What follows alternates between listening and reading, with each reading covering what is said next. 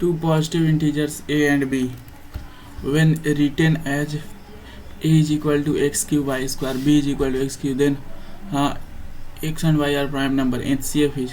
HCF निकालने के लिए इन दोनों में से कॉमन निकाल लेंगे. ठीक है, तो ए और बी में कॉमन क्या है, एचसीएफ ऑफ ए और बी बराबर हो जाएगा, इन दोनों में कॉमन है, इसमें एक्स है, दोनों में एक्स है, तो एक्स दोनों में कॉमन हो जाएगा. इसमें वाई स्क्वायर है, इसमें भी वाई स्क्वायर है, तो ये जो है इन दोनों का एचसीएफ हो जाएगा. ठीक है, x y square. The LCM of smallest two digit composite number and smallest composite number is. Smallest composite number कौन होता है, स्मॉलेस्ट कंपोजिट नंबर कौन सा नंबर होता है, बताया जा.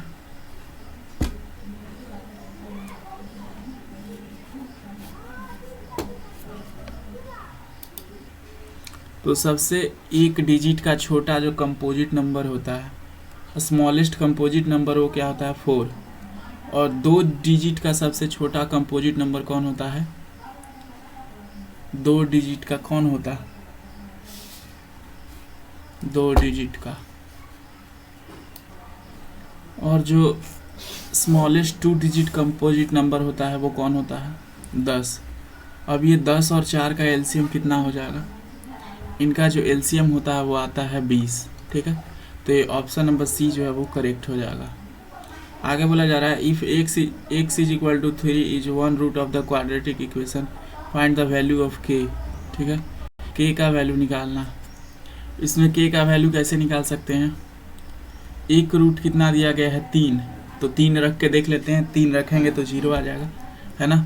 तो f3 इज इक्वल टू 3 का स्क्वायर माइनस में 2k इंटू में 3 माइनस में 6 इज इक्वल टू 0. 3 का स्क्वायर कितना होता है 9, माइनस में 3 दूना 6k माइनस में 6 इज इक्वल टू 0. और 9 में से 6 जाएगा तो कितना बचेगा 3, और ये 6 के तो उस तरफ चला जाएगा. ठीक है, तो k बराबर क्या बचेगा, k बराबर बचेगा 3/6, मतलब कि 1/2 आ जाएगा. ठीक है, the pair of equations y is equal to 0 y equal to -7 has. यहाँ पर देखो ये इक्वेशन क्या है,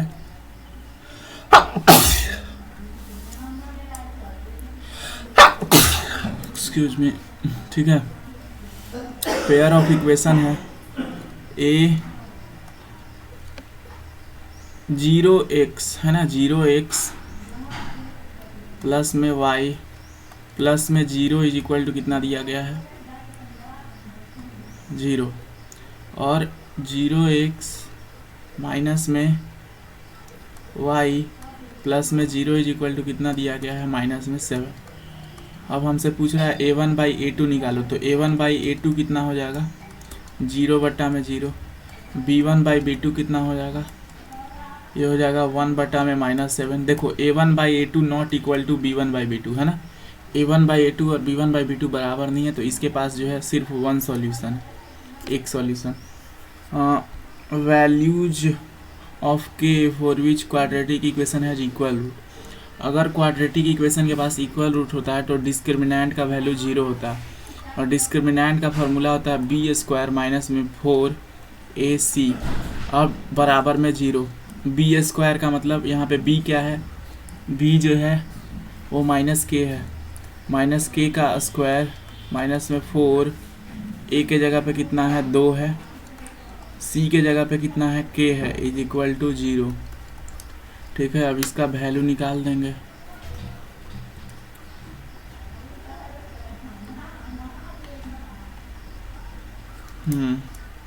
ये क्या हो जाएगा k² माइनस में 8k इज इक्वल टू 0. इसमें से k कॉमन ले लेंगे तो कितना आ जाएगा, k कॉमन लेंगे तो k माइनस में 8 इक्वल टू 0. ठीक है, k जो है या तो k का वैल्यू 0 होगा या तो k का वैल्यू कितना होगा 8 होगा, यहाँ से पता चल गया. ठीक है, तो यहाँ पे क्या दिया गया है 0 and 8, ये सही आंसर है. The distance of point 3.5x and k unit, then k is equal to x axis से इसका कितना दूरी है. ठीक है, इसको निकालने के लिए हम क्या करेंगे,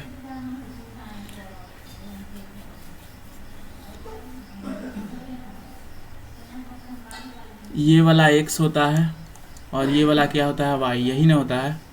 तो x यहाँ का वैल्यू कितना है 3 और y पूछता तो 5 हो जाता। ठीक है, बोला जा रहा है in triangle A B C similar to triangle P Q R. नहीं बोल रहा है कि ट्रेंगल ए बी सी में A B by Q R, B C by P R, C A by P Q दोनों का रेशियो इक्वल है। तो ये दोनों ट्रेंगल क्या होते हैं, सिमिलर होते हैं। ठीक है, तो ट्रेंगल ए बी सी कहाँ है, triangle A B C by, P Q R is similar to triangle A B C. ठीक है, ये सही होगा। बोला जा रहा है which of the following is not a similarity criterion. देखो साइड एंगल, साइड जो है वो क्राइटेरियन होता है, ये एंगल भी होता है और RHS भी होता है, सिर्फ एंगल जो है नहीं होता। ठीक है, ये क्वेश्चन में देखो बोला जा रहा है कि ये 110 डिग्री है, तो एंगल PTQ बताओ। ये तो आपको पता होना चाहिए कि इन दोनों एंगल का जोड़ जो है वो 180 होता है आमने सामने वाले का। ठीक है, क्योंकि देखो ये 90 हो जाता है, टेंजेंट का एंगल कितना हो जाता है, ये 90, तो ये 90 मिल के कितना हो गया 180। लेकिन आपको पता है क्वाड्रिलेटरल में जो है चारों एंगल का सम कितना होना चाहिए 180। तो ये दोनों मिल के 180 बना लिया, तो अब इन दोनों मिल के भी जो है 180 बनाना होगा, तभी तो दोनों मिल के 360 डिग्री बनेगा। इसीलिए ये 110 और कितना हो जाएगा 70। ठीक है, तब बन जाएगा if cos a is equal to 4/5 find the value of tan a। cos a का वैल्यू कितना दिया गया 4/5। देखो ये होता है एक राइट एंगल ट्रायंगल। ठीक है, और cos a का मतलब समझते हो, cos a, ये मान लो एंगल a है, तो cos a का मतलब होता है बेस अपॉन में हाइपोटेनस। ठीक है, और बेस यहाँ पे कौन है, ये वाला बेस है, और बेस के जगह पे हम क्या लिख देंगे 4 लिख देंगे, और हाइपोटेनियस के जगह पे क्या लिख देंगे 5 लिख देंगे। आपको पता है एक ट्रिपलेट होता है 3 4 5, तो ये परपेंडिकुलर क्या हो जाएगा 3 हो जाएगा। ठीक है, अब देखो हमसे क्या पूछ रहा है, tan पूछ रहा है ना, तो tan कैसे हो जाएगा, tan a का फार्मूला होता है tan a is equal to perpendicular बटे में बेस।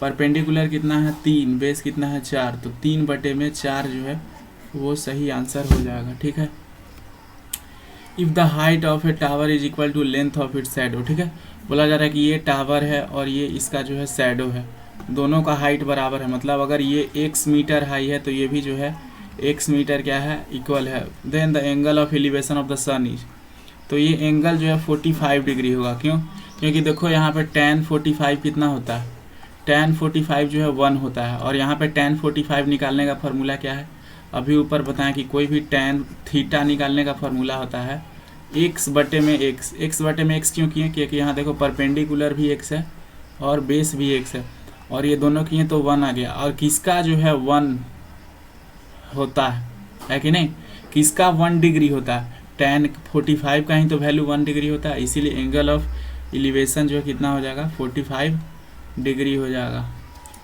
1 माइनस में cos square a is equal to क्या होता है, ये होता है sin स्क्वायर a के बराबर। ठीक है, the radius of a circle is same as the side of a square, the perimeter are in ratio. ठीक है, जो रेडियस ऑफ सर्कल है और जो साइड ऑफ स्क्वायर है वो दोनों क्या है, सेम है। देखो सॉल्व करके देखते हैं। जैसे ये जो है रेडियस ऑफ सर्कल r है, ठीक है, और एक जो है ये स्क्वायर है। ठीक है, इसका एरिया क्या हो जाएगा r, तो इसका एरिया हो जाएगा पाई r स्क्वायर और इसका एरिया हो जाएगा r स्क्वायर। ठीक है, तो रेशियो निकालना है, their perimeter are in ratio. ठीक है, किसका पेरीमीटर, सबसे पहले ऊपर सर्कल का लेना है फिर नीचे स्क्वायर का लेना है। तो चलो इनको डिवाइड कर दो, r स्क्वायर से r स्क्वायर गया तो क्या मेरा रेशियो आया, मेरा रेशियो क्या आया 2 पाई r स्क्वायर होता है ना। कैसे गलती हो रहा, r स्क्वायर से r स्क्वायर कट गया और ऊपर सर्कल का, तो हम लोग को किससे निकालना है, ओ भाई ऐसे नहीं, स्क्वायर का जो है स्क्वायर का रेशियो जो है सर्कल से निकालना है। तो ऊपर जो है स्क्वायर का लिखेंगे r स्क्वायर बटे में नीचे लिखेंगे 2 पाई r स्क्वायर। ठीक है, और देखो ये r स्क्वायर से r स्क्वायर कट जाएगा। ठीक है, फिर भी तो ये लगता है कुछ ऑप्शंस गलत दिया गया, इसमें होना चाहिए था 1:2 पाई, ठीक है, एक ऑप्शन यही होना चाहिए था और ये सही होता। बोला जा रहा है area of a circle is 154 centimetre square, find the radius of the circle. ठीक है, एरिया कितना है ये है, तो आप फॉर्मूला पे रख दो, एरिया इज इक्वल टू क्या होता है 2 पाई आर स्क्वायर। ठीक है, बटे में कितना इधर 154 दिया गया है, 2 से काटेंगे तो कितना मरब हो जाएगा, 2 से काटो तो 7, 72 दूना जाएगा। ठीक है, 72, 22 बटे में 7 इंटू में आर। ठीक है, अब देखो ये 11 से, अरे 72 से कैसे कट जाएगा यार, 72 से नहीं कटेगा, ये 77 से कटेगा। ठीक है, 77। अब देखो 11 दूना 22 और ये 11 सते 77 हो जाएगा, है कि नहीं, होगा ना। 11 दूना 22, 11 सते 77।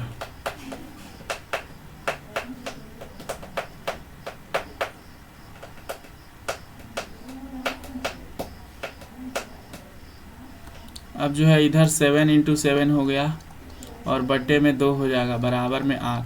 तो इसका जब हम लोग जो है क्यूब रूट निकालेंगे तो कितना आएगा, ये 3.5 सेंटीमीटर आ जाएगा। ठीक है, आगे बोला जा रहा है when a dice thrown once the probability of getting number less than 4 is, number less than 4 कितना है 1 2 3 है। ठीक है, तो मेरे फेवरेबल आउटकम कितने हो गए 3, टोटल आउटकम डाइस में कितना होता है 6, और प्रोबेबिलिटी का फॉर्मूला क्या होता है फेवरेबल आउटकम बटे में टोटल आउटकम। फेवरेबल आउटकम कितना है 3 बटे में 6, इसको करेंगे तो कितना आ जाएगा 1/2। देखो ये फ्रीक्वेंसी टेबल दिया गया, इसमें modal class, lower limit modal class. तो lower limit of modal class, modal class वो जिसमें जब सबसे ज़्यादा फ्रीक्वेंसी हुआ, तो सबसे ज़्यादा फ्रीक्वेंसी 20 में हुआ है, इसका लोअर क्लास 15 है तो ये हो जाएगा 15।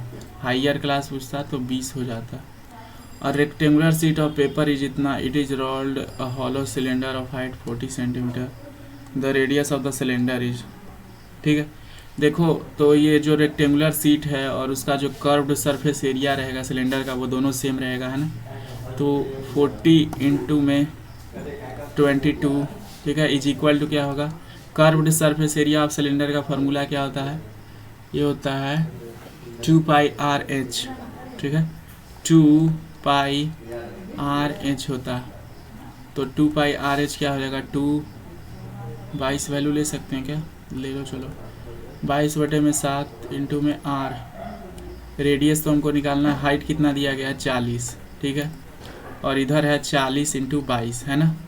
अब देखो ये 22 से 22 कट जाएगा, ये 40 से 40 कट जाएगा। ठीक है, तो रेडियस इज इक्वल टू कितना आ जाएगा, रेडियस इज इक्वल टू आ जाएगा 7 बटे में 2, है ना। इधर 2 बटे में 7 है तो 7 बटे 2 3.5 होता है। Consider the following frequency table, find the median class. Median class जो मतलब बीच में रहता है, बीच वाला, तो 0 से लेके 6:24 तक। ठीक है,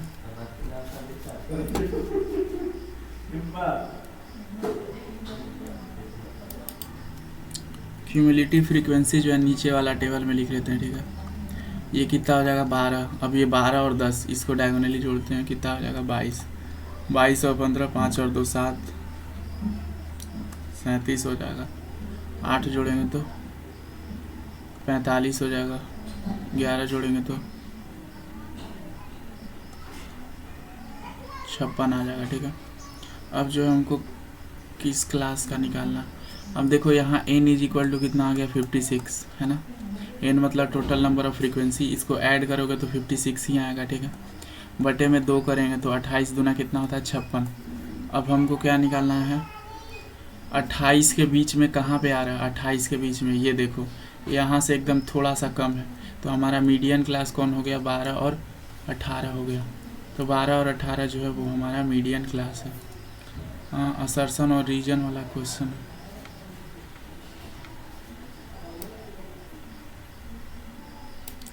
बोला जा रहा है assertion the point 05 lies on y axis. सही बात है, देखो यहाँ पे x का वैल्यू 0 है, y का वैल्यू 4 है, तो ये y एक्सिस पे आएगा। The reason the x coordinate of the point on y axis is 0। नहीं, x कोऑर्डिनेट जो है, अरे क्या, x एक्सिस पे जो है इसका x कोऑर्डिनेट 0 है, तो पहला तो सही है लेकिन रीजन गलत है। ठीक है, ये सही है। Assertion is true but reason is गलत। The HCF of two number is 5 and their product is 150। ठीक है, तो देखो ये एक फार्मूला होता है ना कि HCF ऑफ LCM, इन दोनों को गुना करेंगे तो क्या आएगा AB। तो LCM वही है क्या, देख लो, इन दोनों को गुना करो HCF LCM को, 5 गुने में 40, और इसका जो प्रोडक्ट है वो कितना आएगा 4 पचे 200। लेकिन इनका जो है नंबर का प्रोडक्ट क्या है 150 है। तो असर्शन जो है वो गलत है लेकिन रीजन सही है। तो assertion is false but reason is true. बोला जा रहा है फाइंड द कंसिस्टेंट और इनकंसिस्टेंट। कंसिस्टेंट है कि नहीं, तो सबसे पहले A1/A2 निकालेंगे। ठीक है, A1/A2 इज इक्वल टू कितना हो जाएगा 3/6। B1/B2 इज इक्वल टू कितना हो जाएगा 2/-4। ठीक है, तो ये 3/6 कितना आ जाएगा 1/2, और ये कितना आ जाएगा माइनस में 1/2। अब देखो A1/A2 जो है नॉट इक्वल टू B1/B2 है, मतलब जो है ये कहीं एक बार जो है कटेगा पॉइंट, और कट रहा है तो ये क्या हो जाएगा, ये हो जाएगा कंसिस्टेंट। कटता है तो कंसिस्टेंट होता है, नहीं कटता है। बोला जा रहा है कि इस ट्रेपीजियम में जो है AB पैरेलल CD है। AB जो है वो किसके पैरेलल है, CD के, और CD जो है वो EF के पैरेलल है। तो आपको प्रूफ करना है AE/ED, AE/ED is equal to BF/FC। ठीक है,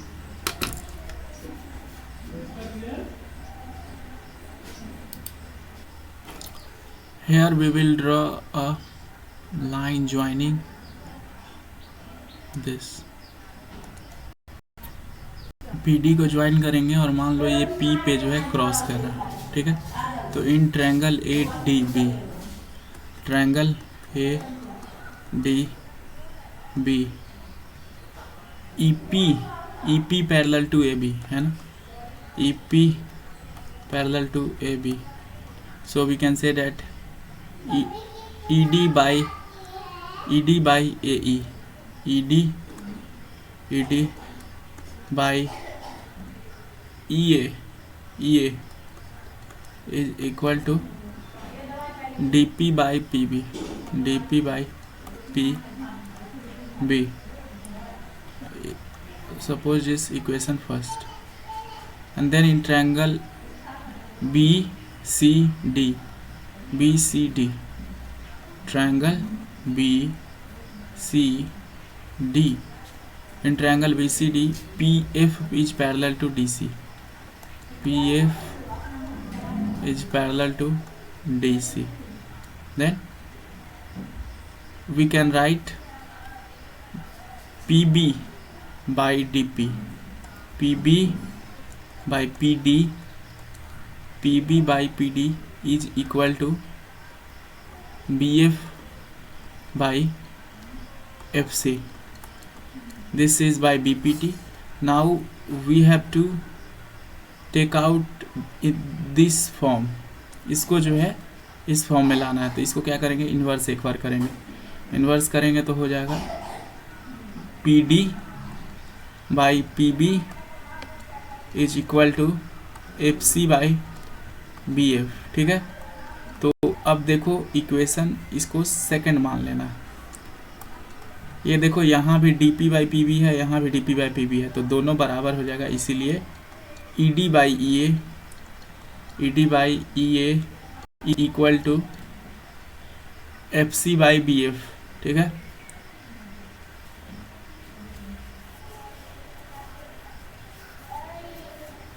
what we have to prove, AE, oh my god,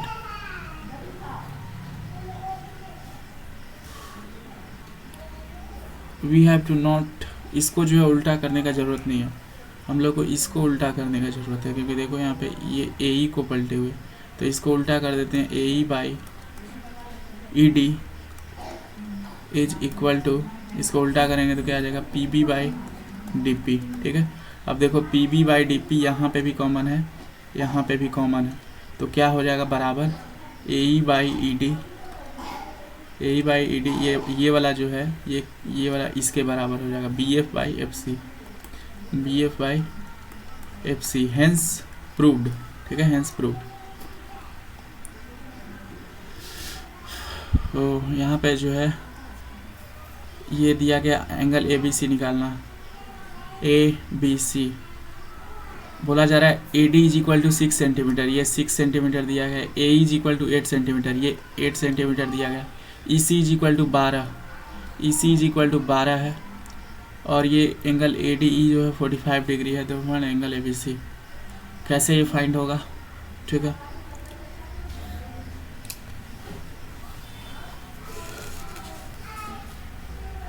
मेरे को तो ये डायरेक्ट दिख रहा है कि ये दोनों ट्रायंगल जो है वो क्या है, सिमिलर है, तो एंगल ए बी सी जो है ये भी 48 डिग्री हो जाएगा, ठीक है।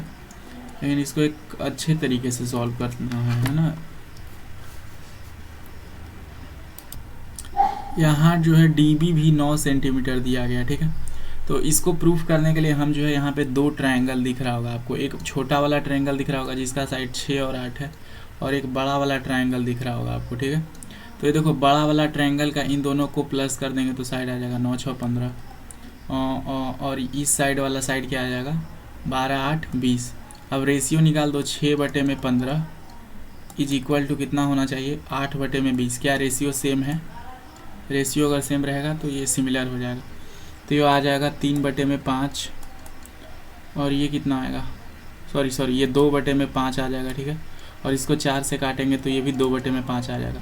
अगर जो है इन दोनों का रेशियो सेम है तो इसका मतलब क्या है कि ये दोनों ट्रायंगल सिमिलर है, और अगर सिमिलर है तो इन दोनों का एंगल जो है ये वाला क्या होना चाहिए, बराबर होना चाहिए। अगर ये 48 डिग्री है तो ये भी कितना होगा 48 डिग्री। आगे बोला जा रहा है the length of tangent from point A, ठीक है, at a distance 5 centimetre from the centre of circle is 4 centimetre, find the radius of the circle, ठीक है। मतलब कि ये एक टेंजेंट है और बाहर से आया है, ठीक है, समझ रहे हो, और ये बाहर से आया है, तो इस टेंजेंट का जो है डिस्टेंस कितना बोला जा रहा है, ये the length of a tangent from point A is 5 centimetre from the centre of the circle is 4 centimetre. The length of tangent from point A at a distance 5 centimetre, मतलब ये वाला डिस्टेंस कितना दिया गया है, ये वाला 5 सेंटीमीटर है, ठीक है। और जो टेंजेंट का लेंथ है वो कितना है 4 सेंटीमीटर है। यहाँ पे आपको पता है 90 डिग्री का एंगल बनता है ना। अब 90 डिग्री का यहाँ पे एंगल बन रहा है, तो ये 4 3 ये ट्रिपलेट होता है, तो इसका रेडियस कितना हो जाएगा 3 सेंटीमीटर जो है वो रेडियस हो जाएगा, ठीक है। आगे बोला जा रहा है evaluate sine square 60 plus sign 60 कितना होता है। देखो आज मैं ये टेबल यहाँ पे बना देता हूँ, आप लोग भी याद रख लेना। 0 30 60 90, ठीक है। जिस तरह से मैंने याद किया था उसी तरह से आपको भी याद करवाता हूँ, ठीक है। इतना ही कर याद ना करना होता है, एक बीच में 45 भी आ जाता है। इरेज कर लेते हैं आगे बढ़िया से, इसको सीखते हैं।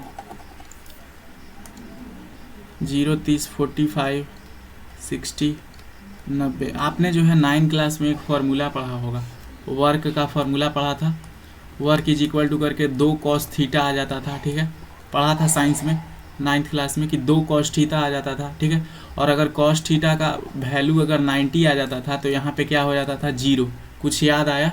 9th क्लास में यही पढ़े थे ना, cos थीटा की जगह पर अगर 90 आ जाएगा तो क्या आ जाता था वहाँ पे 0। इससे याद रखना है कि cos 90 कितना होगा, हमेशा 0 होगा, ठीक है। तो cos यहाँ पे साइन लिख देते हैं, यहाँ पे cos लिख देते हैं, और यहाँ पे tan लिख देते हैं, ठीक है। cos 90 0 होगा, और अगर ये 0 होगा तो इसके पहले वाला क्या होना चाहिए 1, ये उल्टा चलते रहता है, ठीक है। अब देखो जब ये अभी tan क्या होता है साइन, अब tan थीटा बराबर क्या होता है, tan थीटा बराबर साइन बटे में cos। साइन अगर 1 है और cos अगर 0 है तो 1 से 0 को डिफाइन करेंगे तो ये अनडिफाइंड हो जाता है, तो इसका जो है tan थीटा क्या हो जाएगा अनडिफाइंड। और 0 का जो है 0 1 0 सिस्टम चलता है, मतलब कि 0 साइन 0 जो है वो 0 डिग्री होता है, cos 0 जो है वो 1 होता है, और tan 0 जो है वो 0 हो जाता है। क्योंकि देखो साइन बाई cos करेंगे तो 0/1, और 0/1 करेंगे तो ये 0 ही आएगा। साइन 30 डिग्री जो है वो 1/2 होता है, और cos 30 डिग्री जो है वो √3/2 हो जाता है। देखो अब ये 60 डिग्री में ये पलट जाएगा, देखो जो cos 30 डिग्री है वो साइन 60 डिग्री बन जाएगा, ठीक है। तो √3/2 यहाँ पहले आएगा और 1/2 बाद में आएगा। और इनका जो है बोल सकते हो tan जो है 30 डिग्री कितना होता है 1/√3, और tan 60 होता है √3। और 45 में, ठीक है, 45 में जो है tan 45 ये होता है 1। tan 45 कितना होता है 1, और इसका sin 45 और cos 45 दोनों बराबर होता है। ये sin 45 जो है ये होता है 1/√2, और ये cos 45 जो होता है ये होता है 1/√2। ठीक है, चलो अब वहाँ पे वैल्यू रखते हैं। ये मैंने इस तरह से याद किया था, आपको जैसे अच्छा लगता है वैसे याद कीजिएगा। अब sin 60 कितना होता है अभी बताएं, √3/2 होता है। ठीक है, और अगर आपको नहीं याद होता है तो वो टेबल एक बना के कॉपी पे रख लो, और जितना क्वेश्चन करना उसी में से देख के करना। जब लास्ट एग्ज़ाम के टाइम आते आते आपको याद ही हो जाएगा। हम भी ऐसे ही किए थे। तो √3/2, ठीक है, इसका क्या करेंगे, स्क्वायर करेंगे, प्लस में 2 tan थीटा। tan थीटा कितना होता है 1, तो 2 गुने में 1, माइनस में cos square theta. cos theta कितना होता है √3/2 का होल स्क्वायर, है ना। अब देखो ये दोनों सेम है तो ये कट जाएगा पहले ही, है ना। और कितना आ जाएगा, 2 गुने में 1, 2 सिर्फ आ जाएगा। ठीक है, बोला जा रहा है what is the diameter of a circle whose area is equal to the sum of areas of 2 circle of radii 9 centimetre. ठीक है, तो इन दोनों का जो है एरिया क्या हो जाएगा, इन दोनों सर्कल का एरिया अगर जोड़ेंगे तो पाई r स्क्वायर प्लस में पाई r स्क्वायर। ठीक है, पाई कॉमन ले लेंगे तो क्या हो जाएगा, r स्क्वायर प्लस में r स्क्वायर। ठीक है, 40 का स्क्वायर कितना होता है 400। ठीक है, और 9 का स्क्वायर कितना होता है 81। ठीक है, तो कितना आ जाएगा 441 आ जाएगा। ठीक है, तो पूरा व्हाट इज़ द डायमीटर, तो ये पाई इंटू में 441 आ चुका है। ठीक है, और वो बड़ा वाला सर्कल का क्या हो जाएगा पाई r स्क्वायर, और ये इसका एरिया आ गया इतना, है ना, पाई इंटू में 441। अब हमको इसका रेडियस निकालना है, तभी तो डायमीटर निकलेगा। तो पाई से पाई कट गया, और आपको पता होना चाहिए कि 441 जो है ये किसका है, ये 81 का, जो ये क्या आएगा आंसर यहाँ पे। 40 का स्क्वायर कितना होता है 481 है ना यार, मैं यहाँ पे 41 कैसे लिख दिया, 481। ये जो 481 होता है ये किसका रूट अंडर होता है, ये रूट अंडर होता है 41 का। तो इधर से स्क्वायर जाएगा तो इधर रूट अंडर आएगा, तो रेडियस का वैल्यू कितना आ गया 41। और अगर रेडियस का वैल्यू 41 आ गया तो डायमीटर जो है इसका डबल होता है, तो 82 जो है इसका डायमीटर आ जाएगा 82 सेंटीमीटर। ठीक है, तो आगे a chord of a circle of radius 10 centimeter subtends a right angle at the center. Find the area of the minor segment. A chord of a circle of radius 10 centimeter. Chord of a circle subtends right angle at the center. Find the area of the minor segment. A chord of a circle of radius 10 centimeter subtends a right angle at the center. Find the area. ये जो है मान लो एक right angle triangle जो है code बना रहा है 90 डिग्री। ठीक है, तो अब आपको पता होगा एरिया ऑफ सेगमेंट का फॉर्मूला क्या होता है। इसमें से हम लोग क्या करते हैं, एरिया ऑफ सेक्टर। ठीक है, एरिया ऑफ सेक्टर में से जो है जो एरिया ऑफ ट्रायंगल होता है वो घटाते हैं। ठीक है, यही तो करते हैं। अब देखो इसका रेडियस कितना है, रेडियस जो है वो 10 है, 10 है। तो ये ट्रायंगल का एरिया कितना हो जाएगा, एरिया ऑफ ट्रायंगल आपको पता है 1/2 बेस इंटू हाइट।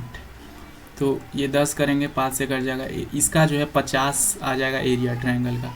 लेकिन सेक्टर का एरिया का आपको फार्मूला पता होगा, ये क्या होता है थीटा बटे में 360 इंटू में पाई r स्क्वायर। ठीक है, और पाई के जगह पे यहाँ पे 3.14 लेना है, तो 3.14 r स्क्वायर कहने का मतलब 10 इंटू 10 कितना हो जाएगा 100। तो इससे जो है ये पॉइंट क्या हो जाएगा ख़त्म। ठीक है, ये पॉइंट हो जाएगा ख़त्म 100 से। और बटे में कितना का एंगल बनाया है 90 का, तो 360। तो 1/4 इंटू में 314 कितना आएगा, 4 चौके 4 से भाग देंगे तो ये आ जाएगा हमारा 7 चौके 28, है ना।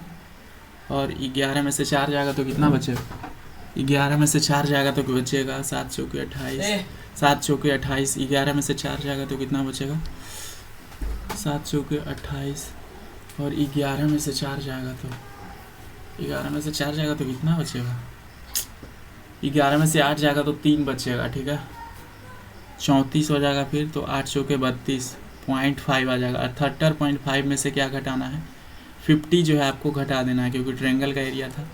आप घटाओगे तो कितना आ जाएगा, 0.5, 8 2 28.5 आ जाएगा। तो इसका एरिया कितना आ जाएगा, 28.5 centimetre square. Prove that √3 is an irrational number. √3 जो है वो एक इरेशनल नंबर है। हम लोग क्या लिखेंगे, लेट अस एज्यूम अस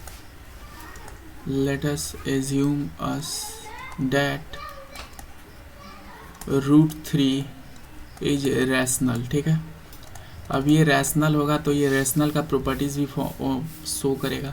तो √3 में एक को हम लोग जो है p/q के फॉर्म में लिख सकते हैं। ठीक है, और p/q के फॉर्म में लिख सकते हैं। q जो है वो नॉट इक्वल टू 0 होना चाहिए, और p और q, p एंड q क्या होने चाहिए, आपस में को प्राइम्स होने चाहिए। ठीक है, को प्राइम है ना, तभी तो ये रेशनल नंबर बन पाएंगे। तो अब क्या करेंगे, हम दोनों तरफ स्क्वायर कर देंगे। ऑन स्क्वायरिंग बोथ साइड, दोनों तरफ स्क्वायर कर देंगे तो ये हो जाएगा 3, और ये हो जाएगा p²/q²। ठीक है, तो अब देखो p² बराबर क्या हो जाएगा, 3q²। और देखो अगर ये p² जो है 3 से डिविजिबल है, तो p भी क्या हो जाएगा, 3 से डिविजिबल हो जाएगा, है ना। अगर p² 3 से डिविजिबल है तो q², p भी जो है 3 से डिविजिबल हो जाएगा। अब जो है, अब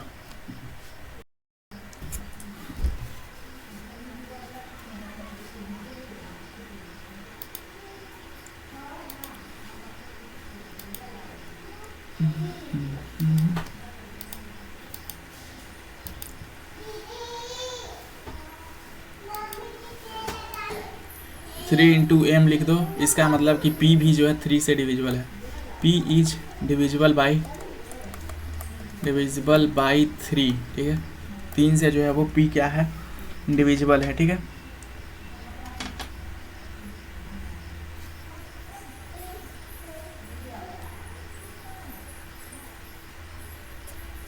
अब देखो p के जगह पे जो है 3m रखते हैं किस वाले इक्वेशन में, ये वाले फर्स्ट वाले इक्वेशन में। ठीक है, इसको फर्स्ट मान लेते हैं। तो p के जगह पे 3m रखेंगे तो p² मतलब 3m का square is equal to 3q का स्क्वायर। ठीक है, तो अब देखो ये 9m का स्क्वायर हो जाएगा इज इक्वल टू 3q का स्क्वायर। अब देखो q का स्क्वायर इज इक्वल टू क्या हो जाएगा, ये 3 जो है बटे में जाएगा तो क्या हो जाएगा, 9/3m का स्क्वायर, और इसको काटेंगे तो कितना आ जाएगा, 3m का स्क्वायर। मतलब कि अगर q भी जो है, क्या बोल सकते हैं कि q भी जो है वो 3 से, q का स्क्वायर अगर 3 से डिविजिबल है तो q भी जो है क्या होगा, 3 से डिविजिबल होगा। मतलब इसको भी 3 × n लिख सकते हैं। बाद में जो भी बचे उसे कुछ मतलब नहीं है, 3 जो है इसका एक फैक्टर है। मतलब कि q भी जो है क्या है, q इज डिविजिबल बाई 3। ठीक है, लेकिन हम जो है वहाँ पे ऊपर में क्या कंडीशन लिखे हैं, रैशनल नंबर होने के लिए q जो है नॉट इक्वल टू 0 होना चाहिए, और p और q जो है को प्राइम होना चाहिए। लेकिन देखो p और q दोनों के पास क्या है, कॉमन जो है फैक्टर हैं, और वो कॉमन फैक्टर क्या है, 3। तो ये जो है हमारे एजम्पशन को कॉन्ट्राडिक्ट करता है, इसीलिए जो है √3 क्या है, एक इरेशनल नंबर है। ठीक है, इरेशनल नंबर है, हेंस प्रूव्ड। ठीक है,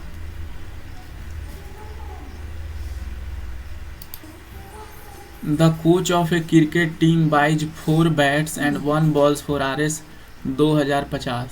letter she buys 3 bats and 2 balls for RS 600। ठीक है, तो एक बैट का जो है कोस्ट मान लो आप x, ठीक है, और एक जो है बॉल का कोस्ट मान लो कितना y, और आप इसको इक्वेशन फॉर्म करो। 4 बैट मतलब 4x खरीदे हैं। ठीक है, एक बॉल मतलब 1 y खरीदे हैं, और इसका दाम मेरे को कितना रुपया पड़ा, 2050 रुपया पड़ा।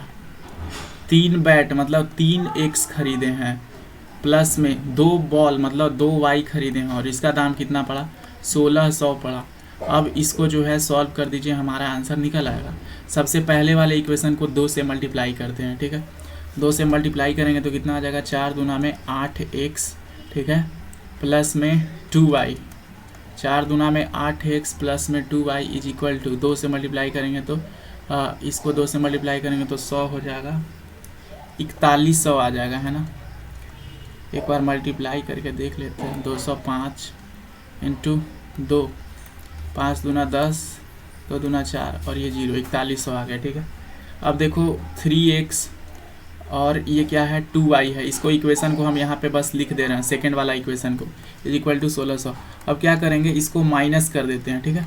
माइनस करेंगे तो क्या आएगा, देखो ये माइनस करेंगे तो साइन चेंज हो जाएगा, ठीक है। तो ये 2 से 2 कट गया, 8x में से 3x जाएगा तो कितना आ गया 5x। 5x बराबर, अगर 4100 में से 1600 जाएगा तो कितना बचेगा, 41, 11 में से 6 जाएगा तो 5 और 3 में से 1 जाएगा तो 2, मतलब 2500 बचेगा। तो x का वैल्यू कितना आ जाएगा, ये 5 से कट जाएगा तो 500, मतलब कि हमारा एक बैट का दाम कितना है 500 रुपया। और अगर x का वैल्यू 500 आ गया तो अगर हम इसको जो है इस वाले इक्वेशन में, सेकेंड वाले इक्वेशन में रखेंगे तो क्या वैल्यू आएगा, x के जगह पे 500, मतलब 3 इंटू 500 1500 हो गया, प्लस में 2y बराबर में 1600, ठीक है। अब देखो ये 1500 उस तरफ जाएगा तो माइनस में हो जाएगा, तो 2y बराबर क्या हो जाएगा 100, और ये जो है 2 से काट देंगे तो कितना मरबते जाएगा 50 मरबते, तो y का वैल्यू कितना आ गया 50, मतलब कि एक गेंद का वैल्यू कितना रुपया है 50 रुपया, और एक बैट का वैल्यू कितना है 500 रुपया, ठीक है।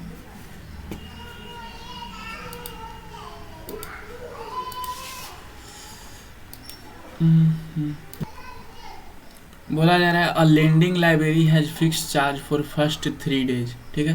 पहला 3 दिन के लिए जो है उसके पास चार्ज है, ठीक है। बोला जा रहा है पहला 3 दिन के लिए जो है उसके पास फिक्स्ड चार्ज है। तो मान लो जो फिक्स्ड चार्ज है वो कितना है 100 रुपया है, ठीक है। और फिर उसके बाद जो है वो एडिशनल चार्ज करते हैं पर डे के हिसाब से। 3 दिन के लिए तो फिक्स्ड चार्ज है, ठीक है, तो 100, और पर डे के हिसाब से मान लो प्राइस वाई। तो बोला जा रहा है कि सरिता पेड 27 रुपया फॉर 7 डेज। सरिता 7 दिन कैसे बिताएगी, सबसे पहले तो वो 100 रुपया किसके लिए देगी, 100 रुपया जो है वो कितने 3 दिन के लिए देगी, लेकिन वो रही कितने हैं 4 दिन रही है ना, 4 दिन रही है, तो वो 4y भी देगी, क्योंकि एडिशनल चार्ज हर एक दिन का y रुपया है, तो और वो 4 और दिन एक्स्ट्रा रही है तो 4y, ये दोनों मिलके कितना उसका हो गया बिल 27 रुपये का। फिर जो है सूसी जो है 21 रुपया पे की है, वो 5 दिन रही है। 5 दिन कहने का मतलब पहले वो 3 दिन रही होगी तो उसको 100 रुपया लगा होगा, बोला होगा कि अब 2 दिन और रही तो 2y लगा, बराबर में कितना इसका 21 है, ठीक है। अब क्या करते हैं हम लोग, फर्स्ट इक्वेशन में से सेकंड इक्वेशन को घटा देते हैं, माइनस करेंगे तो ये x कट जाएगा, ये आ जाएगा 2y is equal to 6। y का वैल्यू कितना आ गया 3, मतलब हर एक दिन जो है वो 3 रुपया चार्ज करता है, और फिक्स्ड चार्ज कितना है, y का वैल्यू जो है सेकेंड इक्वेशन में रख दो, ठीक है। तो x प्लस में 2y is equal to 21, y का वैल्यू कितना आया है 6, तो ये रख देंगे तो कितना हो जाएगा 6 दूना 12, x प्लस में 12 इज इक्वल टू 21, है ना। अब देखो ये 12 उस तरफ जाएगा तो x इज इक्वल टू क्या हो जाएगा, 21 में से 12 जाएगा तो 9 आ जाएगा, मतलब हर एक दिन जो है पहले जो है 3 दिन के लिए फिक्स्ड प्राइस है 9 रुपया, ठीक है। चलो, a circle touches all 4 sides of quadrilateral then prove that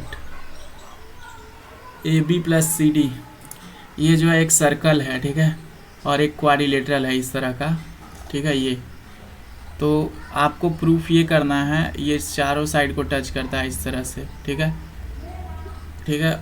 A B C D, तो आपको प्रूफ करना है AB प्लस CD, ये जो AB और CD है इसको जोड़ेंगे तो ये किसके बराबर हो जाएगा, AB प्लस CD, ठीक है। चलो इसको प्रूफ करते हैं।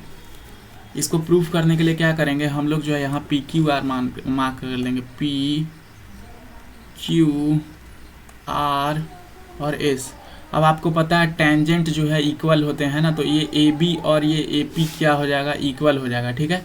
तो लिखेंगे AP is equal to AS, है ना, AP इज इक्वल टू क्या हो जाएगा AS। उसी तरह से PB इज इक्वल टू क्या हो जाएगा BQ, PB is equal to BQ, ठीक है। उसी तरह से QC इज इक्वल टू क्या हो जाएगा RC, QC is equal to RC, ठीक है। और उसी तरह से हो जाएगा हमारा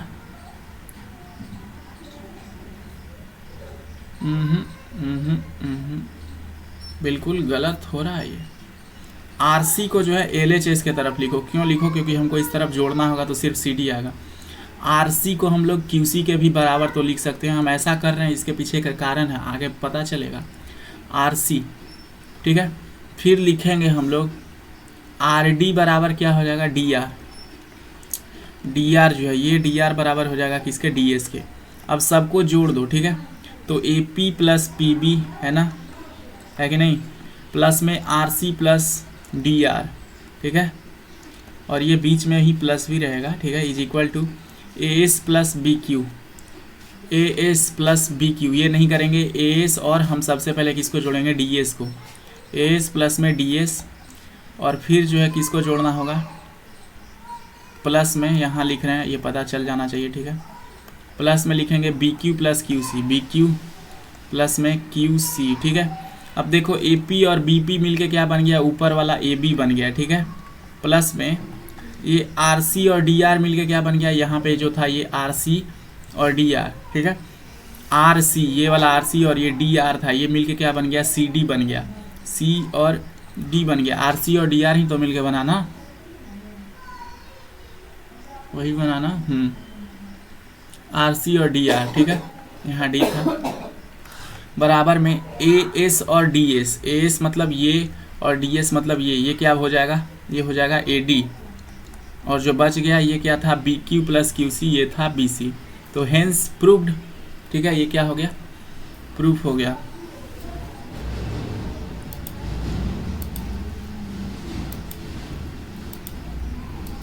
we have to prove this, so first of all we will do LHS। LHS लेंगे। LHS कितना है? कोसेक थीटा माइनस में कॉट थीटा, ठीक है। तो अब हमको कॉस चाहिए, तो हम इसको क्या बदल लेंगे? साइन कॉस में बदल लेंगे। तो 1/sin थीटा माइनस में कॉस थीटे बटे में साइन थीटा, ठीक है, इसका होल स्क्वायर। आगे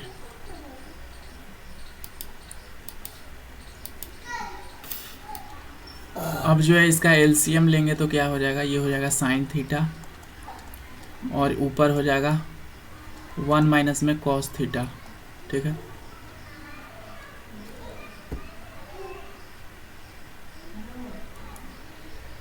इसका होल स्क्वायर, ठीक है। फिर बटे में लिखेंगे और नीचे भी हो जाएगा क्या? साइन स्क्वायर थीटा, है ना।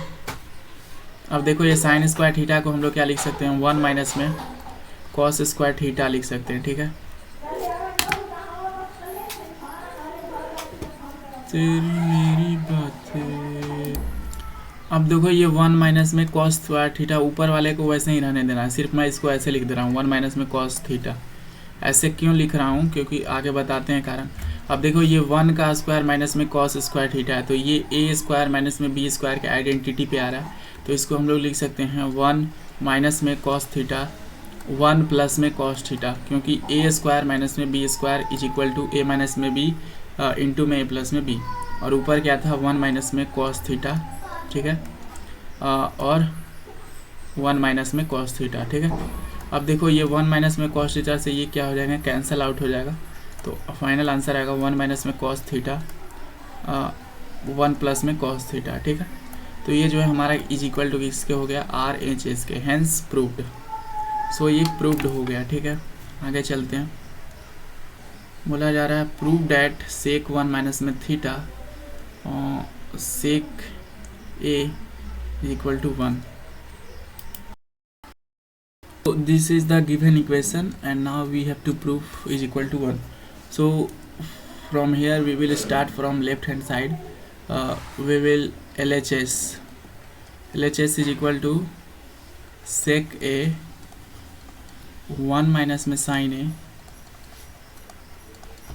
into sec A plus tan A. Now we will convert this into terms of cos and sin. We know sec A is equal to 1 by cos A and 1 minus में sin A. Now sec A is 1 by cos A, tan A is sine A by cos A. Okay, now let's multiply it with this. 1 into 1 by cos A क्या हो जाएगा, 1 by cos A, minus में sine A by cos A. ठीक है, ये आ गया हमारा। और दूसरा है 1 बाई कॉस ए प्लस में साइन ए बाई कॉस ए। अब जो है ये a प्लस बी और a माइनस बी के आइडेंटिटी पे आ रहा है। ठीक है, तो a प्लस बी और a माइनस बी क्या होता है, ए स्क्वायर माइनस में बी स्क्वायर। तो हम लोग वही करेंगे। अब जो है हम लोग जो है इसको ए स्क्वायर माइनस में बी स्क्वायर के फॉर्म में लिखेंगे। तो 1 बाई 1 का स्क्वायर 1 ही हो जाएगा, और कॉस स्क्वायर ए। ठीक है, फिर माइनस में ए माइनस में बी स्क्वायर होता है, तो साइन स्क्वायर ए बटे में कॉस स्क्वायर ए। ठीक है, अब क्या करते हैं, इसको देखो एलसीएम लेंगे तो नीचे आ जाएगा कॉस स्क्वायर ए। ठीक है, और ऊपर आ जाएगा 1 माइनस में साइन स्क्वायर ए, 1 माइनस में साइन स्क्वायर ए। अब हम लोग को पता है 1 माइनस में sine square A is equal to क्या होता है, कॉस स्क्वायर ए, और नीचे है कॉस स्क्वायर ए, और जब ये कट जाएगा तो क्या आ जाएगा 1, और ये 1 जो है इज इक्वल टू RHS हो गया, हेंस प्रूव्ड। आगे बोला जा रहा है, क्या बोला जा रहा है आगे, a bag contain 6 red balls. ठीक है, 4 black ball and some white ball. ठीक है, एक जो है बैग है, ठीक है, जिसमें कितना है, रेड बॉल जो है वो 6 हैं, ब्लैक बॉल जो हैं वो 4 हैं, और कुछ जो है वाइट बॉल्स हैं। ठीक है, तो हमसे सवाल में बोला जा रहा है कि क्या फाइंड करना है, हम लोग को फाइंड करना है, find the number of white balls in the bag if the drawing probability of white ball is 1/3। ठीक है,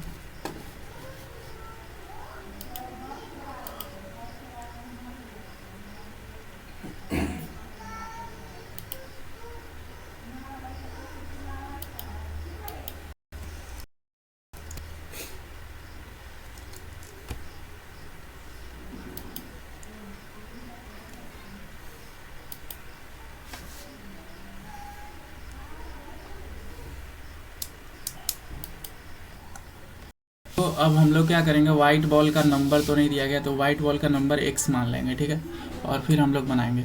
अब देखो प्रोबेबिलिटी का फॉर्मूला क्या होता है, फेवरेबल आउटकम बटे में टोटल आउटकम। फेवरेबल आउटकम कितना है x, और टोटल आउटकम कितना हो जाएगा 7 + x। ठीक है, यही होगा, लेकिन प्रोबेबिलिटी दिया हुआ कितना है, 1/3 दिया गया। ठीक है, अब जो हम लोग क्रॉस मल्टीप्लिकेशन करेंगे तो 3x is equal to 7 plus में x। ठीक है, अब ये 2x बराबर कितना हो जाएगा 7। ठीक है,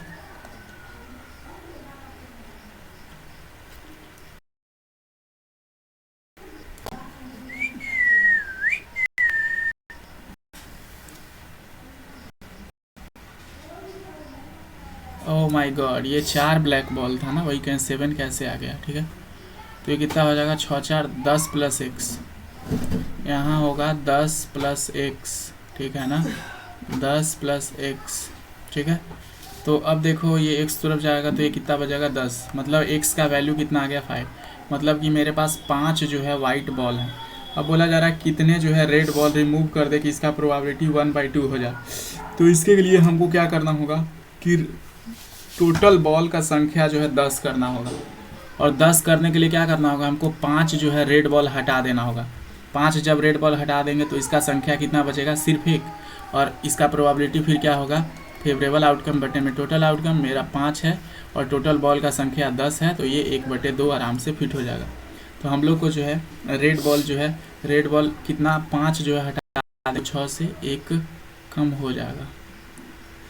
बोला जा रहा है अ train travel 360 kilometre eight uniform speed. ठीक है, ये 360 किलोमीटर एक यूनिफॉर्म स्पीड पे जाता है।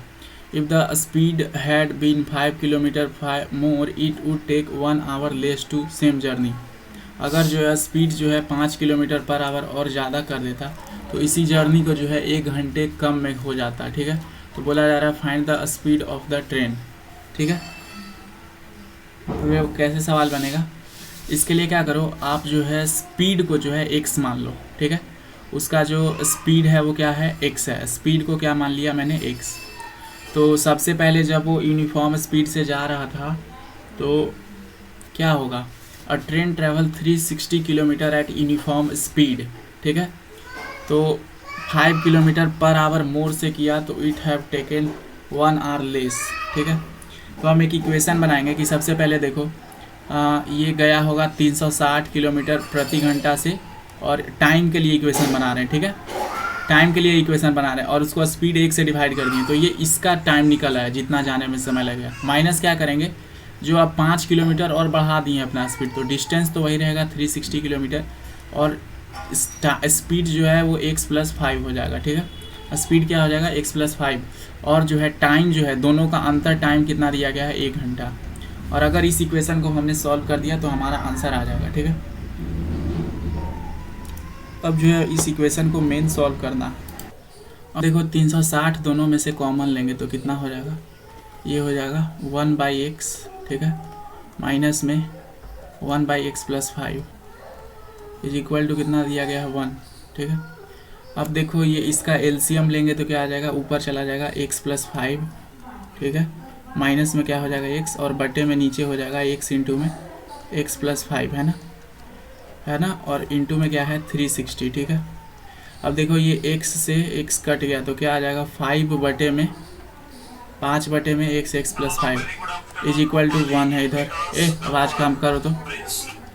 अब देखो ये 360 है, तो अब क्या होगा, क्रॉस मल्टीप्लिकेशन कर देंगे, बटे में 1 क्रॉस मल्टीप्लिकेशन करेंगे तो ये जो है उस तरफ चला जाएगा, तो x+5 और ये 5 से गुना हो जाएगा तो कितना बन जाएगा, 360 इंटू 5 करेंगे तो कितना आ जाएगा 1800 आ जाएगा, ठीक है।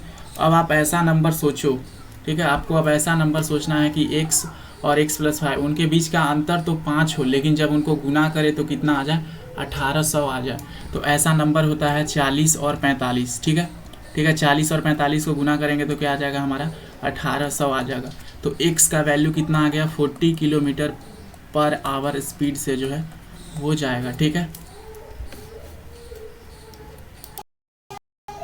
A motor boat whose speed is 18 kilometre per hour in still water takes 1 hour more than to go. देखो मान लो मोटर बोट का जो स्पीड है वो क्या है x है, ठीक है, स्पीड जो है स्ट्रीम का कितना है x है किसका, स्ट्रीम का, और बोट का कितना है 18 है ना।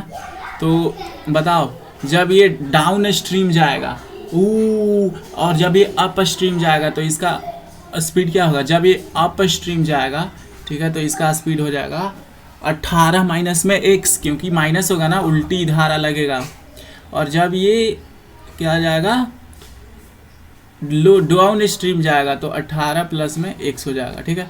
लेकिन इसको जाना कितना किलोमीटर है, कितना किलोमीटर जाना है 24 किलोमीटर, है ना, देखो यहाँ भी 24 जा रहा है, यहाँ भी 24 जा रहा है, लेकिन इसको समय कितना लग रहा है 1 लग रहा है, ठीक है। अब इसको सॉल्व कर दो, इसको सॉल्व करने के लिए क्या करेंगे हम लोग, जो है 24 को बाहर निकाल लेंगे, कॉमन ले लेंगे, तो क्या हो जाएगा 1/18 माइनस में x, ठीक है, और फिर प्लस में 1/18 प्लस में x, यही है ना, इज इक्वल टू, इसको नीचे वाला को इरेज कर देते हैं तब ना सॉल्व कर पाएंगे आराम से, ठीक है। अब देखो ये क्या हो जाएगा, 24 का 24 रहेगा, ये हो जाएगा 18 प्लस में x, ठीक है, और माइनस में 18 माइनस x कितना होगा, ये हो जाएगा -18 और प्लस का x हो जाएगा, ठीक है, ये इज इक्वल टू 1 तो दिया हुआ है यहाँ, और बटे में 18 minus x a square minus में b स्क्वायर के फार्मूला पे 18 का स्क्वायर 324 और माइनस में x square is equal to 1। देखो 18 और 18 कट गया, ये कितना आ गया 2x का ऊपर कितना हो जाएगा 48x, और ये उस तरफ जाएगा तो क्रॉस मल्टीप्लिकेशन होगा, तो 324 माइनस में x स्क्वायर, ठीक है।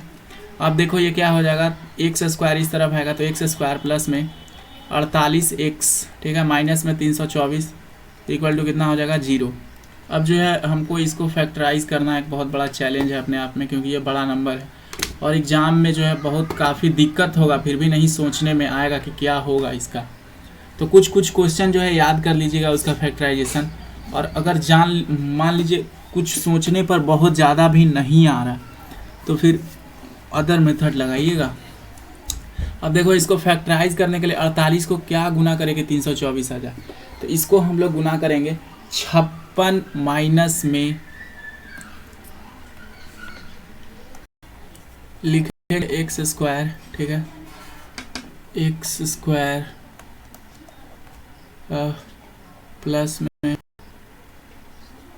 54 एक्स माइनस में 6x माइनस में 324 इज इक्वल टू 0, ठीक है। अब देखो 54 और 6 को मल्टीप्लाई करेंगे तो माइनस में 324 आ जाएगा, ठीक है।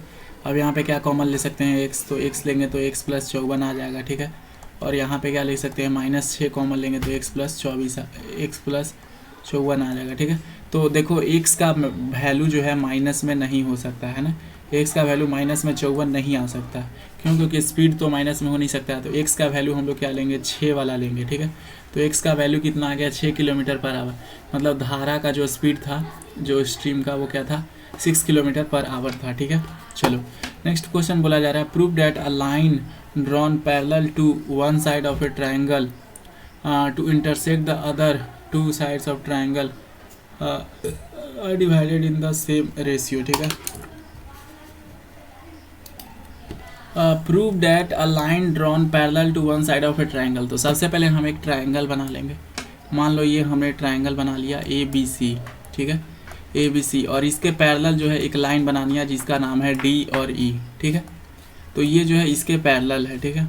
तो अब हमको क्या प्रूफ करना है कि ये जो है रेशियो जो है डिवाइड हुआ है वो सेम है, मतलब हमको प्रूफ ये करना है कि AD बटा जो है AD बटे, ठीक है, AD बटे और क्या the other side that divided in the same ratio, मतलब कि AD बटा DB जो है वो किसके बराबर होना चाहिए, वो बराबर होना चाहिए AE बटे में EC के, ठीक है। तो सबसे पहले हम लोग इन दोनों को सिमिलर इन ट्रायंगल ADE और ट्रायंगल ABC, बड़ा वाला ट्रायंगल में देखो एंगल A बराबर एंगल A है ना, एंगल A तो दोनों में कॉमन है, और ये जो एंगल D है वो एंगल B के बराबर होगा। आप बताओ क्यों बराबर होगा, क्योंकि देखो एंगल D और एंगल B जो है वो क्या है, कॉरस्पॉन्डिंग एंगल है। एंगल E जो है एंगल C के बराबर होगा, तो angle E is equal to angle C, ठीक है। तो इसीलिए जो है ट्रायंगल ADE कॉन्ग्रुएंट हो जाएगा किसके, ट्रायंगल ABC के। क्यों हो जाएगा, क्योंकि जो है ये जो है AA क्राइटेरिया से, एंगल क्राइटेरिया से। तो अब कॉन्ग्रुएंट हो गया था AD बटे में, ठीक है, AD बटे में AB इज इक्वल टू क्या होना चाहिए, AE बटे में AC, ठीक है, यही होना चाहिए ना। अब हम लोग क्या करेंगे कि AD बटे में AE को रहने देंगे, ठीक है, और हम लोग जो है AB में से क्या माइनस करेंगे, AD माइनस करेंगे और EC माइनस करेंगे, ठीक है। तो अब देखो ये दोनों क्या है, पैरेलल है, एक दिमाग सोचना, ये दोनों क्या है, पैरेलल है, और ये एंगल भी क्या है, आपस में इक्वल है, एंगल क्या है, आपस में इक्वल है, मतलब कि ये ट्रांसवर्सल जो है वो सेम लेंथ के, ये जो ट्रांसवर्सल है वो क्या है, सेम लेंथ के। तो AD बटे में AB में से क्या घटा देंगे, BD घटा देंगे, और AE बटे में AC में से क्या घटाएंगे, EC घटा देंगे, ठीक है। तो हमारा जो है वो आ जाएगा AD बटे में DB, ठीक है, इज इक्वल टू AE बटे में AC, और ये क्या हो जाएगा, हेंस प्रूव्ड, ठीक है। आगे देखते हैं, बोला जा रहा है question number, in triangle PQR point and ST है, prove that PQR is an isosceles triangle, ठीक है। एक ट्रायंगल लेना है, ठीक है, क्या लेना है, PQR, ठीक है। ST जो है यहाँ पे ऐसे कट मार रहा है, S और T, ठीक है। PS बटे में SQ बराबर है किसके, PT बटे में TR के।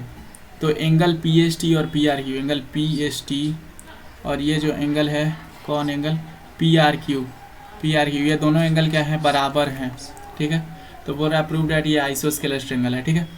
अब देखो ये दोनों लाइन, देखो अभी ऊपर हमने एक थ्योरम पढ़ा ना, इसको क्या बोलते हैं, PRT थ्योरम बोलते हैं। इसमें अगर देखो, इसमें क्या होता है कि अगर जो है PS बटे में SQ बराबर किसके है, PT बटे में TR, इसका मतलब ये है कि ये जो ऊपर वाला दोनों लाइन है ये क्या है, ये आपस में पैरेलल है, ठीक है, ये इसका मतलब होता है PRT फार्मूला का मतलब। और अगर ये लाइन, ये एंगल R है तो ये वाला एंगल भी कितना, अगर मान लो ये वाला एंगल X है तो ये ऊपर वाला भी एंगल कितना हो जाएगा, X डिग्री हो जाएगा, है कि नहीं, X डिग्री हो जाएगा। और आपको बोला जा रहा है कि ये X और ये X दोनों क्या है, बराबर है ना, ऊपर दिया गया है ना कि एंगल पी आर क्यू जिसको एक्स माने वो बराबर है, और अगर ये दोनों बराबर है तो क्या हो जाएगा, आइसोस्केलेस ट्रायंगल। ठीक है, यहाँ रफ आइडिया दे दिए हैं, आप कैसे प्रूफ कर लोगे, आप ये जो है अप्रोच लगाना, प्रूफ हो जाएगा। ठीक है, आगे बोला जा रहा है medicine is the shape of cylinder. देखो ये सिलेंडर के शेप में है, फाइंड इट्स सरफेस एरिया। इसका सरफेस एरिया निकालना है, कैसे निकलेगा। तो सबसे पहले इसको जो है इस तरह से डिवाइड कर लो, यहाँ से आधा कर लो, इसको जो है आधा कर लो यहाँ से। ठीक है, अब देखो आप एक सिलेंडर का सरफेस एरिया निकालने का फॉर्मूला क्या जानते हो, इसका फॉर्मूला होता है 2 पाई आर और एच। ठीक है, और प्लस में क्या करोगे आप, देखो ऊपर एक ढक्कन है और नीचे एक ढक्कन है, दोनों मिला देंगे तो पूरा एक ढक्कन बन जाएगा। तो ये क्या हो जाएगा 4 pi R square, 4 pi R square. और यहाँ पे आर कितना होगा, आर ये कितना होगा 5 mm है, तो ये हो जाएगा 2.5 mm। ठीक है, 2.5 mm। और इसका हाइट कितना हो जाएगा, इधर से 5 घटाएंगे, हाँ डायमीटर 5 है तो इधर से 2.5 घटाएंगे, इधर से 2.5, तो हाइट कितना आ जाएगा, 14 में से 5 घटाएंगे तो 9 आ जाएगा, तो हाइट 9 है। ठीक है, तो इसमें सबसे पहले जो है 2 पाई कॉमन लेंगे, 2 पाई आर कॉमन लेंगे तो क्या बच जाएगा, 2 पाई आर कॉमन लेंगे तो एच प्लस में क्या बच जाएगा 2r बच जाएगा। ठीक है, तो देखो 2 पाई एच कितना आया, एच आया हमारा 9, और हाइट कितना आया 2 इंटू आर, मतलब ये आ जाएगा 5 है ना, क्योंकि देखो 2.5 इंटू 2.5 करेंगे तो कितना आ जाएगा 5। और यहाँ पे कुछ क्वेश्चन में बोला है पाई का वैल्यू कितना लेना है, मेरे को ये हिसाब से लग रहा है जिस हिसाब से ये दिया गया है ना, इसको जो है क्या मानो आप 22/7 ही मानो पाई को। ठीक है, तो 2 इंटू में 22/7, और रेडियस कितना है, एक बार 2.5 mm इधर लिख देते हैं। ठीक है, 2.5 mm, और इन दोनों को प्लस कर दो, तो 2 इंटू में 22/7 इंटू में 14 इंटू में 2.5 mm, यही है, 7 दूना 14 कट गया है ना। अब ये 2 इंटू 2.5 करेंगे तो ये दोनों गुना होकर कितना आ जाएगा 5, और 5 दूनी 10। ठीक है, तो कितना हो जाएगा 220 जो है मीटर क्यूब जो है, मीटर स्क्वायर जो है इसका सरफेस एरिया हो जाएगा। ठीक है, बोला जा रहा है गुलाब जामुन है। ठीक है ना, गुलाब जामुन में सिरप कितना है 30% है, एंड इट्स वॉल्यूम 30% जो है सिर्फ सिरप है जो रस होता है। ठीक है, and find the approximately how much syrup would be found in 45 gulab jamun each shaped like cylinder with hemispherical end of length 5 centimetre and diameter 2.8 centimetre. ठीक है,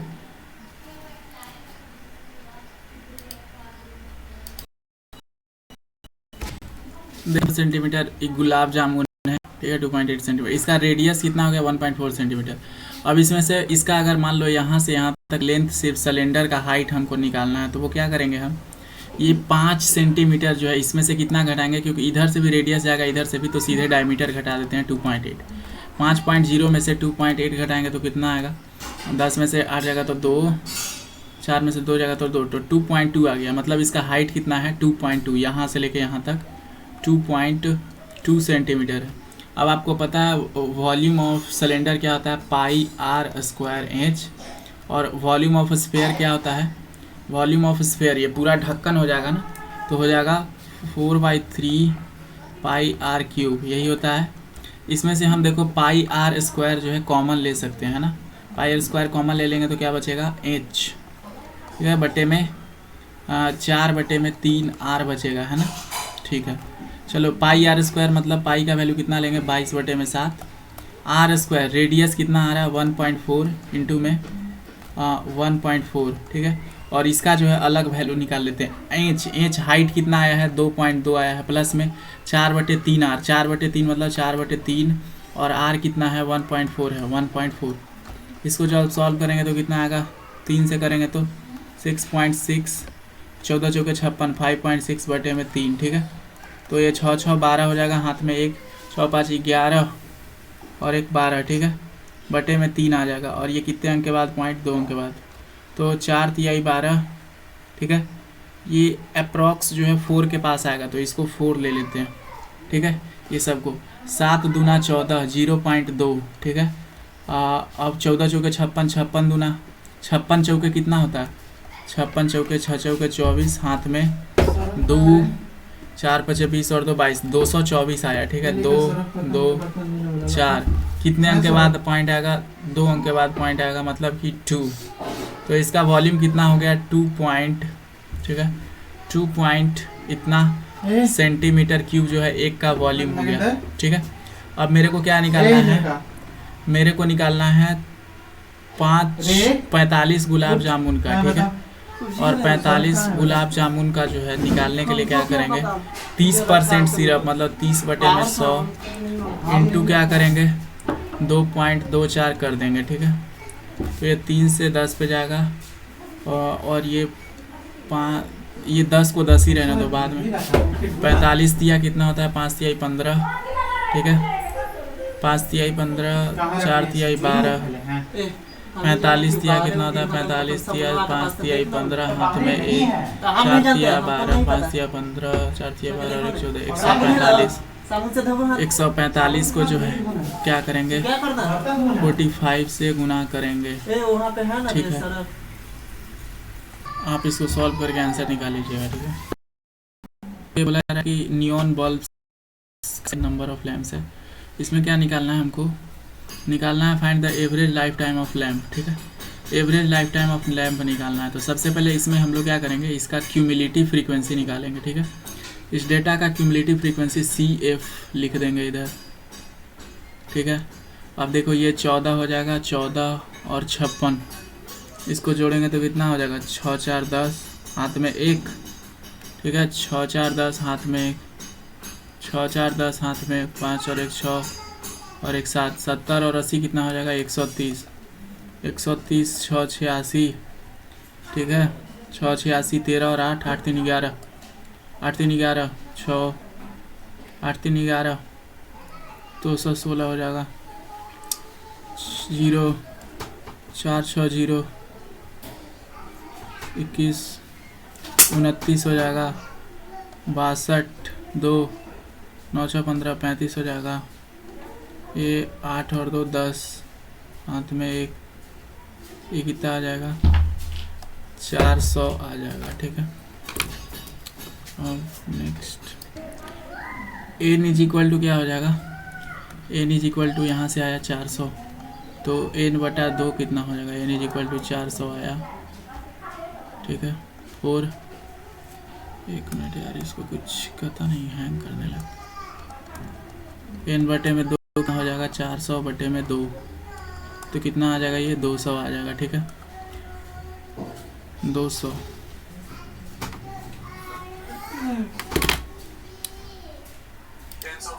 सो मीडियन क्लास क्या हो जाएगा मीडियन क्लास ये वाला हो जाएगा 300 ये, ठीक है। अब देखो क्यूमुलेटिव फ्रीक्वेंसी n/2 ये वाला पहले निकाल लेते हैं। इसका लोअर क्लास कितना है 3000 है, ठीक है। प्लस में n/2 माइनस में क्यूमुलेटिव फ्रीक्वेंसी मतलब 200 में से जो है माइनस करेंगे इससे पहले वाला क्यूमुलेटिव फ्रीक्वेंसी 130 तो कितना आ जाएगा 70 आ जाएगा, ठीक है। और फ्रीक्वेंसी कितना है इस क्लास का फ्रीक्वेंसी कितना है 86 है ना 86। हाइट कितना है हाइट 500 हाइट है, ठीक है। क्या कीजिए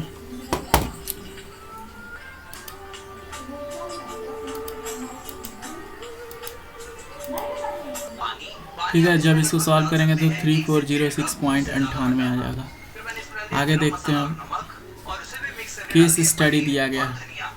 बोला जा रहा है India is competitive manufacturing location due to low cost of man power and strong technical and engineering capabilities contributing to higher quality production runs.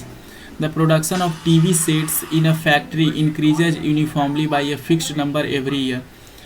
It produced 6000 sets in 6th year and itna 1000 sets in 9th year.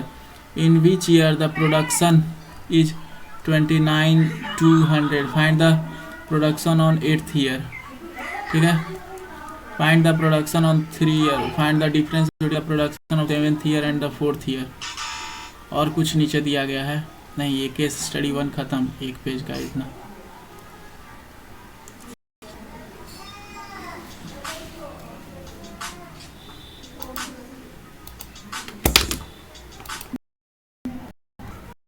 इसमें 6 कितना दिया गया है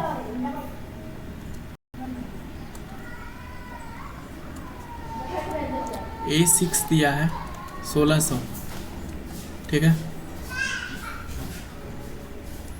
तो A6 का मतलब A plus 5D बराबर कितना है 16,000, 16,000, ठीक है। A9 कितना दिया गया है, ये है 22600। तो A9 का फार्मूला क्या हो जाएगा, A plus 8D is equal to 22600। अब जो है इसको इक्वेशन सेकंड मानना है, इसको इक्वेशन फर्स्ट। सेकंड में से फर्स्ट को घटाएंगे तो क्या आएगा, A plus 8D is equal to 22600, A plus 5D is equal to 16,000। Minus करेंगे तो ये कट जाएगा, माइनस करेंगे तो ये 3D इक्वल टू 600। 12 में से 6 जाएगा तो 6, ये इतना आ जाएगा। D का वैल्यू 2200। A का वैल्यू के लिए हम लोग जो है इसको फर्स्ट इक्वेशन में रख देंगे।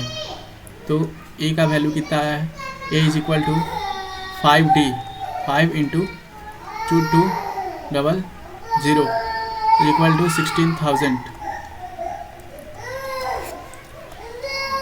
कितना हो जाएगा, 22 बचे 110। तो A का वैल्यू कितना आ जाएगा 5,000, ठीक है। तो यही पूछ रहा है सबसे पहला साल में प्रोडक्शन कितना हुआ है, यहाँ पे पूछ रहा है ना, पूछ रहा है production in which year production is 29200, ठीक है। ठीक है, कौन सा ईयर में जो है प्रोडक्शन 29200 हुआ है। तो A इज इक्वल टू 5000 आ गया है। अब हमसे पूछ रहा है AN कितना दिया गया है, AN दिया गया है 29200, ठीक है। और हमसे पूछ रहा है N क्या होगा, ठीक है। तो AN का फार्मूला क्या होता है, AN का फार्मूला क्या होता है, ये होता है AN बराबर 29, क्या दिया गया है 29,200, ठीक है। 29,200 is equal to A plus में n-1 इंटू D, ठीक है। A कितना दिया गया है, A जो है हमारा है 5000 प्लस में n-1, मतलब n नहीं पता है तो n-1। D कितना है, D जो है वो 2200 है, ठीक है। अब इसको सॉल्व करेंगे नेक्स्ट। तो 5000 n-1 ये क्या हो जाएगा 5000, इस तरफ आएगा माइनस में हो जाएगा 5000 प्लस में 2200 n माइनस में 2200 और इधर कितना है 29200, ठीक है। 5000 में से 2200 जाएगा तो कितना आएगा, ठीक है। देखो अब इसको जो है इस तरफ लेके जाओ, ठीक है। ये 2200 है, 2200 उस तरफ जाएगा तो किस चीज़ में हो जाएगा प्लस में। 5000 माइनस में 5000 माइनस करेंगे तो कितना आ जाएगा, ये आ जाएगा 24,200 प्लस में 2200, ठीक है। और इसमें 2200 जोड़ेंगे तो कितना होगा 0 0 0 0 2 2 4 4 2 6 2, इतना आ जाएगा, ठीक है। और n-1 इसको 2000 से डिवाइड करना होगा, 2200 से डिवाइड करना होगा, है ना, इज इक्वल टू n। ये जब कट करेंगे तो कितना आ जाएगा, 2 से गया 2, 22 2 एक कम 22 और फिर बचेगा 44, तो ये 12 आ जाएगा। तो n का वैल्यू कितना आ गया 12, तो वो 12वां टर्म था। फिर अगला सवाल बोला जा रहा है कि प्रोडक्शन फाइंड 8th ईयर में। 8th ईयर में प्रोडक्शन क्या होगा, तो 8th ईयर का फॉर्मूला क्या होता है, A प्लस में 7D। A कितना है 5000 है, ठीक है। D कितना है 2200 है, 22 सतह कितना होता है 154 हो जाएगा। जब इनको ऐड करेंगे तो 0 0 4, ठीक है, 5 5 10, ये इतना आ जाएगा, ठीक है। 11,400, ठीक है। Find the production during first 3 year. तो आपसे क्या पूछ रहा है, S3 पूछ रहा है, S3 मतलब सम फॉर 3 ईयर्स। S3 मतलब यही ना, S3 इज इक्वल टू क्या हो जाएगा n/2 मतलब 3/2 2a प्लस में n-1 इंटू D मतलब 2D, ठीक है। अब ये 2 बाहर आ जाएगा तो क्या बचेगा 3 a प्लस D कितना आएगा, a प्लस D जो है कितना आएगा, a प्लस D 2200 500 5000 प्लस में 2200, 5000 प्लस में 2200, 0 0 2 5 5 और 2 7, 72,000। 72 को 3 से गुना करेंगे तो कितना होगा, तोतिया 6 7 या 21, ठीक है, 216 आ जाएगा। और 216 पे कितना, 2 0, ये जो है हमारा वैल्यू इसका आ जाएगा। आगे बोला जा रहा है आपसे कि find the difference production 7th year and 4th year. तो A7 माइनस में A4 निकालना है, ठीक है। A7 माइनस में A4 निकालना है। A7 कितना हो जाएगा, A प्लस में 6D, ठीक है, माइनस में A प्लस में कितना हो जाएगा, ये 3D, ठीक है। A प्लस में 6D माइनस में A माइनस में 3D, A और A कैंसल आउट हो जाएगा, क्या बचेगा, 3D बचेगा। D का वैल्यू कितना है, 2200 है, तो 22 दिया 66, 100 जो है आंसर आ जाएगा।